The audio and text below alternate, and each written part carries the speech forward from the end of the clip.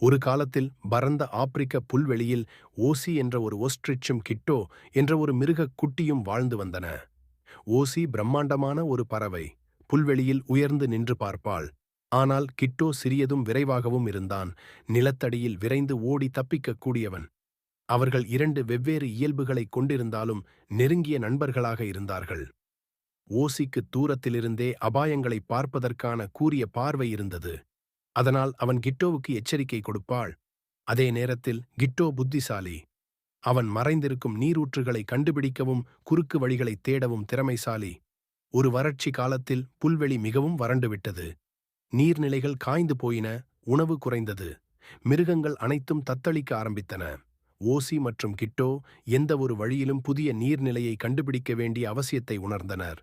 கிட்டோ ஓசியின் முதுகில் ஏறி உட்கார்ந்து கொண்டான். ஓசி தனது நீளமான கால்களை விரித்து பரந்த நிலத்தில் வேகமாக ஓடினாள். மேலும் கிட்டோ அவள் முதுகிலிருந்து சுற்றுவட்டாரத்தை அவதானித்தான். பல நாட்கள் தேடிய பிறகு அவர்கள் மறைந்திருக்கும் ஒரு பள்ளத்தாக்கை கண்டுபிடித்தனர். அது பசுமையான மரங்களால் சூழப்பட்டு நீல நிறத்தில் ஒளிரும் ஒரு அழகிய ஏரியை கொண்டிருந்தது.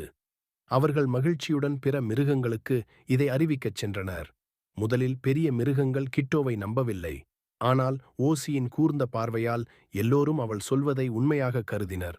அடுத்த கட்டத்தில் பல மிருகங்கள், ஜீப்ராக்கள், மான்கள், யானைகள் அவர்களை பின்தொடர்ந்து அந்த மறைந்த ஓயாசிஸை அடைந்தன. நண்பர் உறவும் ஒத்துழைப்பும் இருக்கும்போது எவ்வளவு பெரிய பிரச்சனைகளையும் சமாளிக்கலாம் என்பதை ஓசி மற்றும் கிட்டோ நிரூபித்தனர். அதன் பிறகு அவர்கள் இருவரும் பிரிக்க முடியாத நண்பர்களாகவே இருந்து வந்தனர். பரந்த புல்வெளியில் ஓடிக்கொண்டே ஒருவரை ஒருவர் பாதுகாத்துக் கொண்டனர்.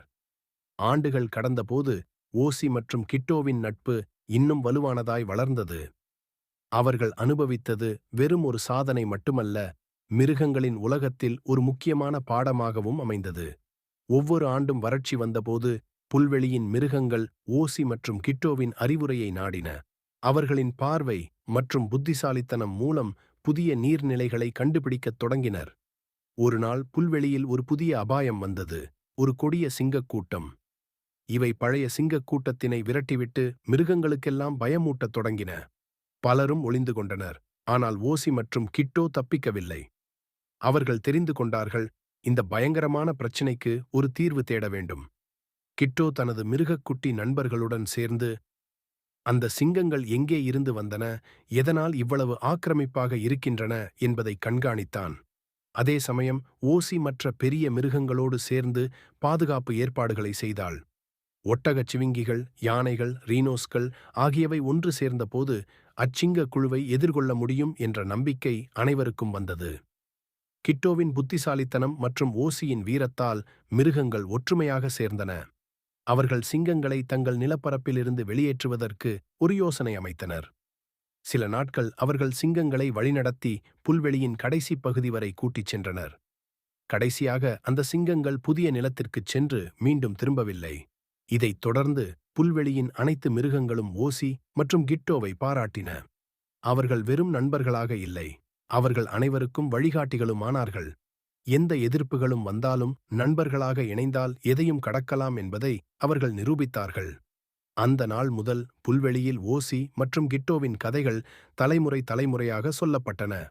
அவர்கள் நெடுநாள்கள் வாழ்ந்தனர், எல்லா இடங்களிலும் ஒன்றாக பயணித்தனர். அவர்கள் உண்மையான நட்பின் அடையாளமாக புல்வெளியின் வீச்சில் ஓடிக்கொண்டே இருந்தனர்.